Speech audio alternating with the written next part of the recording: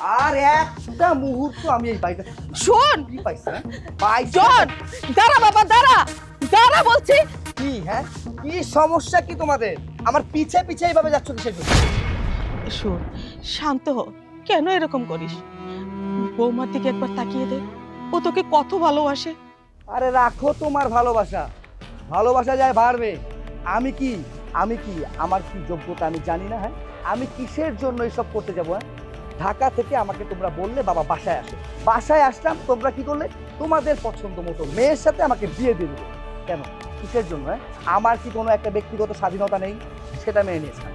এখন আবার তোমাদের ফরমাইশ কি যে এখন এই গ্রামে তোমাদের সাথে থেকে এরকম একটা গেও আনকালচার মেয়ের সাথে সংসার করে কৃষি কাজ করতে হবে। হ্যাঁ আমি এই সব করার জন্য পড়ালেখা করছি। শোনো মা, আমি আর এই সব নিতে পারতেছি না। ওকে, তুমি তোমার বউকে কোথায় রাখবা, কোথায় খাওয়াবা, এটা আমার কোনো ব্যাপার না। আমি যাচ্ছি। এই দাঁড়া, কোথায় যাচ্ছিস? হ্যাঁ কোথায় যাচ্ছিস? বিয়েটা কি একটা ফাজলামি? তোকে বিয়ে দিছি তোর ভালোর জন্য। যদি তুই এখন বউর সাথে না থাকিস, আমাদের মান সম্মান কোথায় যাবে? লোকে কি বলবে? আমাকে যতই আপনারা বোঝানোর চেষ্টা করেন না কেন, আমি কিন্তু কারো কিন্তু কোনো কথা বোঝার বিন্দু মাত্র চেষ্টা আমি করছি না। তো আমাকে বাবা দয়া করে বোঝাতে আসবে না। তোমাদের পছন্দ মতো মেয়েকে বিয়ে করেছি, এখন তোমরা তোমার বউকে কোথায় রাখবে সেটা তোমাদের ব্যাপার। সংসার করতে পারবেন না মানে? আপনি যদি সংসারই না করতে পারেন তাহলে আপনি আমারে বিয়ে কেন করলেন? আমার দোষটা কি? আপনি আমার জীবনটা কেন নষ্ট করলেন? ও হ্যালো, এই বিয়েটা না আমি ইচ্ছা করে করিনি, ঠিক আছে? আমি জানতামও না যে আপনার মতো একটা গেও আনকালচারের সাথে আমার বিয়ে হচ্ছে, যে কিনা এরকম একটা খ্যাত। শোনেন, আপনি না এইসব ভালোবাসা বিয়ে কি করছে এইসব আমাকে জিজ্ঞেস না করে জিজ্ঞেস ওনাদেরকে করেন, তাহলে আপনি আপনার প্রশ্নের উত্তর পেয়ে যাবেন। আপনি কি ভাবছেন? হ্যাঁ কি ভাবছেন আপনার জীবন আমি নষ্ট করছি? আরে আপনাকে বিয়ে করে আমার জীবনটাই উল্টা নষ্ট হয়ে গেছে। আমার ব্যক্তিগত স্বাধীনতা হস্তক্ষেপ হচ্ছে, আর আপনি বলতেছেন কিনা যে আমি কেন আপনার সাথে সংসার করতে বিয়ে করছি না? পাইজলামি পাইছেন? শোনেন, এইসব কথাবার্তা যাদেরকে বলা তাদেরকে বলুন। ওকে খোকা,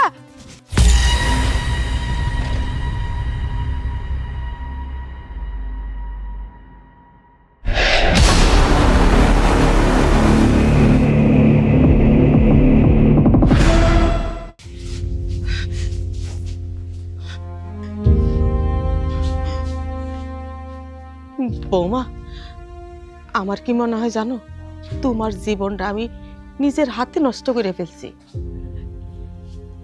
ভাবি, তুমি কোনো চিন্তাই করো না, আমরা তো আছি তোমার পাশে। হ্যাঁ বৌমা, ও ঠিকই বলছে, আমরা তোমার পাশে আছি। যত দিন লাগে আমি আমার ছেলেকে রাজি করাবই। চলো ঘরে চলো। চলো ভাবি, ঘরে আসো।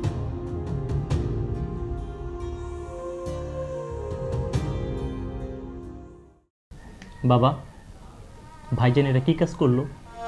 এই যে ভাবির এরকম একা রেখে যে ঢাকা চলে গেল, এটা কি ঠিক করলো? আচ্ছা, ভাবির কী দোষ ছিল? সে যে এইভাবে আপনার সামনে এরকম ব্যবহার করে সে চলে গেল। আমিও তো এইবারে জামাই, আমি যদি আপনার মেয়ের সাথে আজকে এরকম করতাম, আপনাদেরকে এটা সহ্য হইতো না? আপনাদের ভালো লাগতো? কী হলো বাবা বলেন? আপনি কি পারতেন না আপনার ছেলেকে আটকাইতে? আপনি চাইলেই পারতেন। আপনার বোঝেন, এই যে আমাদের ভাবির কীরকম একটা ইয়ে হইতেছে, সে যদি তার পরিবারে জানে তখন কি তাদের খারাপ লাগবো না, কষ্ট লাগবো না? আজকে আপনার মেয়ের সাথে এরকম হইলে আপনি কি করতেন বলেন? কথা বলেন বাবা। অমানুষ, অমানুষকে তো বলে কিন্তু লাভ নাই। যদি মানুষ হতো তাহলে বুঝতো আমাদের বংশের মান সম্মান সব ধুলা মিশিয়ে দিত। আমি জানতাম না আমার একমাত্র ছেলে এরকম অপদার্থ হবে। যদি জানতাম তাহলে ওকে আমার এই ত্রিসীমানায় রাখতাম না। আমি জানতাম না আমি একটা অমানুষকে ছোট থেকে শিক্ষা দীক্ষায় আমি বড় করেছি। ও শিক্ষিত হয়েছে ঠিকই, কিন্তু মনুষ্যত্ব বোধ ওর ভিতরে নাই। ও একটা অমানুষ। আচ্ছা বাদ দাও তো, কেন তোমরা এরকম করতেছো? হ্যাঁ, যত দোষ যত অপরাধ সব তো আমার। আমি তো জানতাম না যে আমার কারণে এই মাইয়াটার জীবন এইভাবে ধ্বংস হয়ে যাব, নষ্ট হয়ে যাব। ভুল তো আমি করছি, আমি অপরাধ করছি। হ্যাঁ, আমি যাই না শুই না আমার পোলাডারে এই মাইয়াডারে দিয়া বিয়া করাইছি। হ্যাঁ, আমি তো জানতাম না যে আমার পোলা এই মাইয়াডারে একেবারে সহ্য করতে পারবো না। মারে, তুই আমারে মাফ কইরা দিস। হ্যাঁ, আমি নিজের হাতে তোর জীবনটা নষ্ট কইরা দিছি। হ্যাঁ, আমারে তুই মাফ কইরা দিস মা। মা এইভাবে বললেন না তো, আপনি এভাবে বললে আমার খুব কষ্ট লাগে। আর তাছাড়া জীবন নষ্ট হওয়ার কি আছে? আমি একটা সংসার পাইছি, বাবা পাইছি, বোন পাইছি, আপনার মতো একটা মা পাইছি। আমার আর কিছু লাগবে না। আমি আমি আপনাকে নিয়ে সত্যি অনেক ভালো আছি। আশা রাখি একদিন সব কিছু ঠিক হইব। আরে মা, তোর কথাই যেন সত্য। আল্লাহ জানি তোর কপালটারে ভালো করে। আমার পোলা জানি তোরে গচ্ছা নে, তোরে আপন কইরা নে, স্ত্রী হিসাবে স্বীকৃতি দে। এছাড়া আল্লাহর কাছে আমার আর কিচ্ছু চাওয়ার নাই রে মা, আর কিচ্ছু চাওয়ার নাই। ভাবি, তুমি কোনো কিছু চিন্তা করো না, একদিন দেখো সব কিছু ঠিক হয়ে যাবে। হ্যাঁ ভাবি, ও যেটা বলেছে ঠিকই বলেছে। আমরা তো আপনার সাথে আছি, আপনি মন খারাপ করেন না, একদম মন খারাপ করেন না, দেখবেন একদিন সব ঠিক হয়ে যাবে। একটু ধৈর্য ধরেন, আমরা তো সবাই আছি আপনার সাথে, মা বাবা আমরা সবাই আপনার সাথে আছি, আপনি একটু মন খারাপ করবেন না। হ্যাঁ, আপনারা সবাই এরকম জ্ঞান করতেছেন, মনে হচ্ছে কাউরে খুন করে ফেলাইছেন। কোনো কিছু হয় নাই তো, আমি ঠিক আছি। এই যে আপনারা সবাই আমার পাশে আছেন, আমার বুঝাইতেছেন, আদর করতেছেন, এতেই আমার অনেক কিছু। আর আমি তো কইলাম ইনশাল্লাহ একদিন সব কিছু ঠিক হয়ে যাবে। এখন হাসেন তো, এরকম মরা থাকলে না আমার ভালো লাগে না। হাসেন তো মা, হাসেন।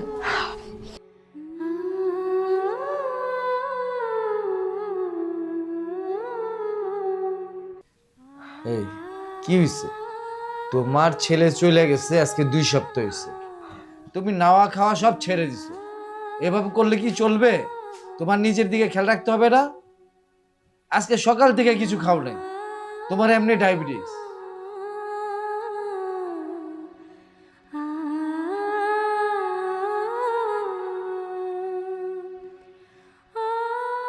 নাও, আরে খাইতে হবে তো, খাও।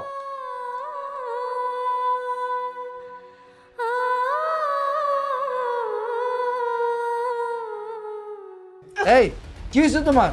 এই এই না পানি খাও। এই পানি, এই কি হয়েছে? এই কে এসো তোমরা? কোথায়? জামাই, পুষ্পা, মাহি, এই কই? এই এদিকে আসো। এই দেখো কি হয়েছে? এই এই কি হয়েছে? এই মাহি, মাহি, কি হয়েছে? দেখো তো কি হয়েছে? কি হয়েছে? আমার ধরেন, হ্যাঁ? তারা করো, উঠো, তারা করো, উঠো, উঠো, উঠো, উঠো। তারা করো আমারে। দেখেন মা, আপনি ধরেন। হ্যাঁ?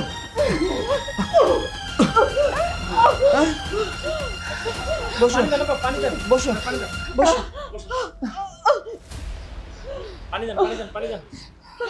এই নাও পানি খাও। আম্মা, আপনি এখন ঠিক আছেন আম্মা?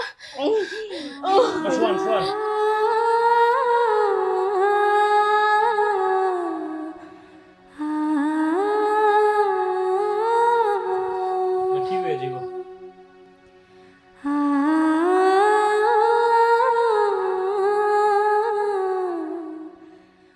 হ্যালো, হ্যাঁ শোন বাবা, তুই যদি তোর মাকে শেষবারের মতো দেখতে চাস বাড়িতে আয়। তোর মার অবস্থা একেবারেই খারাপ। আম্মা, আম্মা, বাহ, কি হয়েছে তোমার? হ্যাঁ, কি হয়েছে? আপনি আসছেন জানেন, আজকে না আম্মা অনেক অসুস্থ হয়ে পড়ছিল, গলার ভিতরে খাওয়া আটকে গেছিল। যদি ঠিক সময় মতো আমরা খেয়াল না করতাম, আমার হয়তো আমরা ফিরেই পাইতাম না। হাই চুপ! আরে একটা কথা আমার সাথে বলতে আসবি না। আমি কি তোর সাথে কথা বলতেছি? হ্যাঁ, যে তুই আগ বাড়িয়ে আমার সাথে কথা বলছিস? এই সব কিছু হয়েছে তোর জন্য। এতদিন ধরে যে মা কোনো খাওয়া দাওয়া করতেছে না, আজকে এইভাবে খাইতে গিয়ে মায়ের গলায় আটকে গেছে, আর এর জন্য তুই দায়ী। চুপ! আর একটা কথা বৌমারে নিয়ে কবি না। বেদবের বেদব, তোর মতো অমানুষের সাথে এইভাবে কথা বলা উচিত? তুই বৌমাকে নিয়ে কথা বলিস? জানিস কি হয়েছে? তোর মা আজকে 2 সপ্তাহ ধরে ঠিক মতন খাওয়া দাওয়া করে না। আজকে সকাল থেকে না খেয়ে আছে। এই তোর মাকে বিস্কুট খাওয়াইতেছিলাম, হঠাৎ তোর মার গলায় বিস্কুট আটকে গেছিল, নিঃশ্বাস নিতে পারতেছিল না, কথা বলতে পারতেছিল না, আর একটু হইলেই তো মরে যেত। আর যেই বিস্কুট আটকে গেছে, তোর বউ আয়সা যদি তোর মার চিকিৎসা না করতো, বিস্কুটটা না বের করতে পারতো, তাহলে তো তোর মা মরে যেত। হ্যাঁ ভাইয়া, বাবা যা বলতেছে সব ঠিকই বলতেছে। আজকে যদি ভাবি না থাকতো তাহলে আমরা মাকে এত সুস্থ অবস্থায় দেখতেই পারতাম না। তুমি ভাবির সাথে এমন ব্যবহার করে মোটেও ঠিক করনি। হ্যাঁ ভাইয়া, ও যেটা বলছে সত্যি। আজকে যদি ভাবি না থাকতো হয়তো মাকে আমরা সুস্থ পেতাম না। আর এমন বউ পাওয়া 7 কপালের ভাগ্য। আপনার ভাগ্য ভালো যে এত এত ভালো একটা বউ পেয়েছেন। বাবারে, আমরা কোনো ভুল সিদ্ধান্ত নেই নাই।